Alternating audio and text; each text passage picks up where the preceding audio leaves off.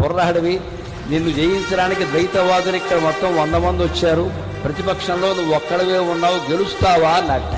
వెంటనే ఈయన సమాధానం చెప్పాడండి సంస్కృతంలో, వాళ్ళు అంతమంది వచ్చారండి 100 మంది, నేను లెక్క పెట్టలేదురండి, మీరు లెక్క పెట్టారు.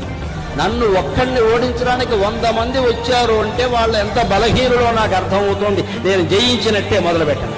100 మంది ఎదిరిస్తే మన ఆత్మవిశ్వాసం ఇలా ఉంది, పారిపోకూడదు.